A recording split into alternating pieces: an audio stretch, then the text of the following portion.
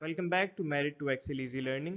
Last class में हमने fundamentals का टॉपिक कवर किए थे, स्केलर्स और वेक्टर्स की जो थ्योरी थी, जिनमें टाइप्स ऑफ वेक्टर्स और वेक्टर ऑपरेशंस तो पूरे नहीं हैं, उसमें बस हमने नो हाउ किया है। नेक्स्ट स्लाइड जो भी हम करेंगे उसमें हम वेक्टर एडिशन को ही मद्देनज़र रखेंगे। शॉर्ट से लेक्चर में हम यूनिट वेक्टर और डायरेक्शन कोसाइंस के न्यूमेरिकल करेंगे। यूनिट वेक्टर हमने पढ़ा था कि वो वेक्टर होता है जिसकी मैग्नीट्यूड 1 होती है और ये किसी भी वेक्टर की डायरेक्शन को रिप्रेजेंट कर सकता है। अगर हम किसी भी वेक्टर को उसकी मैग्नीट्यूड से डिवाइड कर दें तो हम उसकी डायरेक्शन निकाल सकते हैं। हमने पोजीशन वेक्टर का भी टॉपिक कवर किया था जिसमें हमने उसके कार्टेशियन एक्सिस से एक्स एक्सिस वाई एक्सिस और जेड एक्सिस से कंपोनेंट्स निकाल लिए थे, एक्स कंपोनेंट, वाई कंपोनेंट और जेड कंपोनेंट। और इसके अलावा हमने मैग्नीट्यूड का फॉर्मूला भी स्टडी किया था। आज हम इसको इम्प्लीमेंट करेंगे और डायरेक्शन को साइंस के न्यूमेरिकल भी करेंगे, जिसमें हमारे पास एंगल्स निकाले जाएंगे एक्स एक्सिस, वाई एक्सिस और जेड एक्सिस से किसी भी वेक्टर के। यूनिट वेक्टर का एक न्यूमेरिकल करते हैं जिसमें find the unit vector parallel to the vector a which is 3i plus 6j minus 2k। यहाँ पर हमारे पास x कंपोनेंट, y कंपोनेंट और z कंपोनेंट दिए हुए हैं, हम निकाल सकते हैं। अगर वेक्टर a है तो उसके x कंपोनेंट को ax पढ़ा जाता है, y कंपोनेंट को ay और z कंपोनेंट को az। तो चलिए यहाँ डेटा बनाएंगे। अब वेक्टर हमारे पास गिवन है 3i plus 6j minus 2k which is denoted as a vector। उसके कंपोनेंट्स निकालेंगे, x component is 3, y component is 6, z component is -2। Minus का साइन लगा हुआ है 2 के साथ तो -2 लेंगे। हमें यहाँ पर यूनिट वेक्टर निकालना है। तो यूनिट वेक्टर का फॉर्मूला हमें पता है, that is vector divided by its magnitude. तो सबसे पहले तो हमें मैग्नीट्यूड निकालनी पड़ेगी क्योंकि वेक्टर गिवन है। तो वेक्टर अगर गिवन है और मैग्नीट्यूड निकाल लें तो डिवाइड करने पर यूनिट वेक्टर आ सकता है। हमारे पास मैग्नीट्यूड का फॉर्मूला होता है square root of the square of components added together. तो a x square plus A Y square plus A Z square का स्क्वायर रूट ले लें। प्लस करने के बाद ए एक्स यहाँ पर 3 है, ए वाई यहाँ पर 6 है, ए जेड यहाँ पर -2 है। इनको सब्सटीट्यूट कर देंगे इस फॉर्मूले में। तो 3 का स्क्वायर करने पर 9 आता है, 6 का स्क्वायर करने पर 36 और -2 का स्क्वायर, माइनस को स्क्वायर करते हैं तो प्लस आ जाता है, और 2 का स्क्वायर 4। इनको ऐड करेंगे, 36 प्लस 4 वैसे 40 होता है, 40 प्लस 9 49 हो गया। तो स्क्वायर रूट ऑफ 49 इज 7। हमने यहाँ पर मैग्नीट्यूड निकाल ली which is 7 of vector A. Now moving on, unit vector अब हम निकाल सकते हैं क्योंकि वेक्टर हमें गिवन था और यहाँ पर हम मैग्नीट्यूड निकाल चुके हैं। So using formula a cap is equal to a vector divided by magnitude of a। so by substituting the values, अब यहाँ पर कोई भी वैल्यू हमारे पास 7 के टेबल की नहीं है, 7 से डिवाइड नहीं हो सकती। एलसीएम ब्रेक करने पर भी वही वैल्यू रहेगी।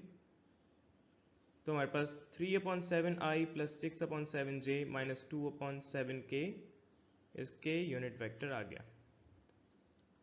अब इसकी वेरिफिकेशन हम कर सकते हैं अगर हम इनकी मैग्नीट्यूड निकालें, और हमें पता है कि यूनिट वेक्टर की मैग्नीट्यूड क्या होती है 1। तो हमें पता है कि x कंपोनेंट इस यूनिट वेक्टर का 3/7 है, इसका स्क्वायर कर लेंगे। y कंपोनेंट इसका 6/7 है, उसका स्क्वायर कर लेंगे। और z कंपोनेंट इसका -2/7 है, उसका भी स्क्वायर कर लेंगे। स्क्वायर को करने के बाद हमारे पास 3/7 पर स्क्वायर लगा है तो दोनों पर स्क्वायर लग जाएगा। 3 का स्क्वायर 9 होता है, 7 का स्क्वायर 49 होता है। सेकेंड टर्म में 6 का स्क्वायर पर भी आ जाएगा विच इज़ 36, और 7 के पर भी स्क्वायर आ जाएगा विच इज़ 49।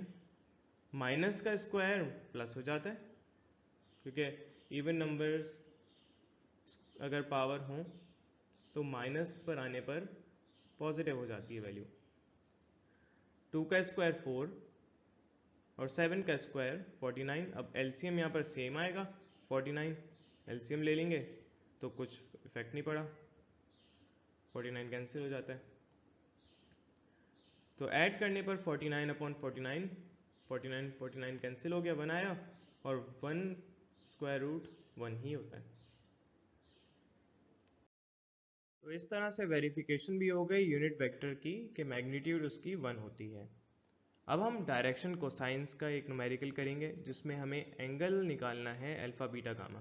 तो सवाल गिवन है find the angles alpha beta and gamma which the vector a 3i plus 6j minus 2k makes with the positive x, y and z axis respectively.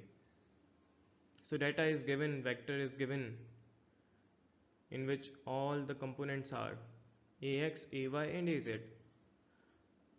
हमारे पास जो भी कंपोनेंट्स हैं वो अब निकाल सकते हैं।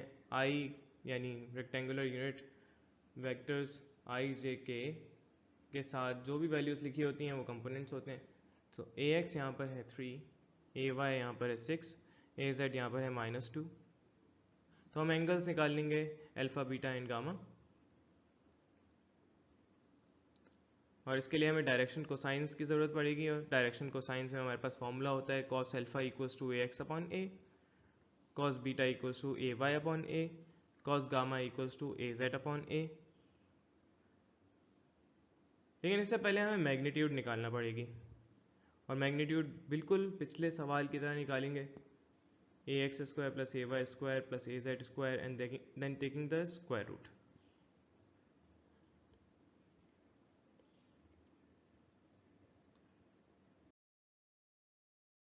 डायरेक्शन को साइंस निकाल सकते हैं क्योंकि हमारे पास मैग्नीट्यूड आ गई है which is a equals to 7।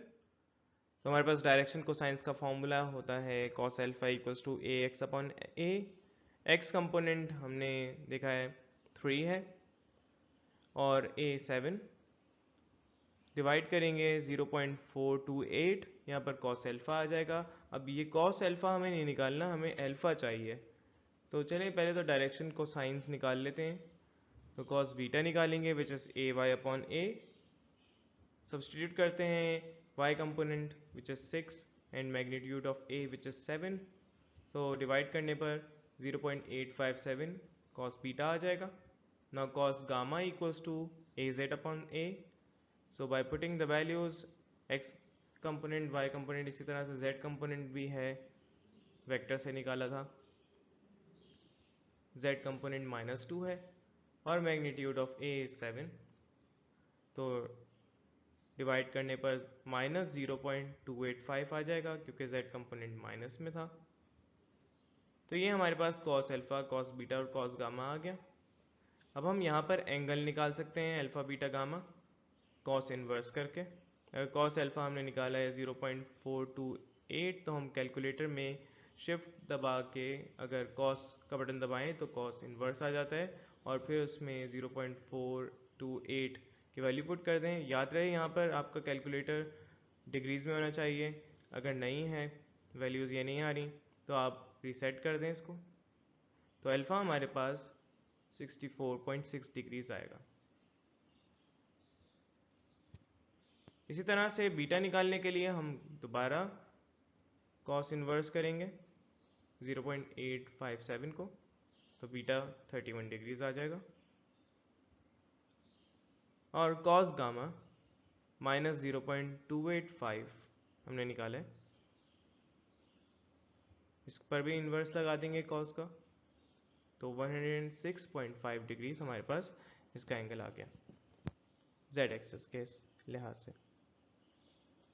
तो बस यही दोनों न्यूमेरिकल्स अगर आप कर लें तो आपको समझ आ जाएगा कि यूनिट वेक्टर और डायरेक्शन कोसाइंस के कैसे फॉर्मूले इस्तेमाल किए जाते हैं, और पोजीशन वेक्टर कैसे आप कंपोनेंट्स निकाल सकते हैं ए एक्स, ए वाई और ए जेड। इसके अलावा अगर कोई और वेक्टर दिया होगा, फॉर एग्जांपल वेलोसिटी का वेक्टर है v, तो उसमें भी आपके पास इसी तरह से सबस्क्रिप्ट नीचे लगा दिया जाएगा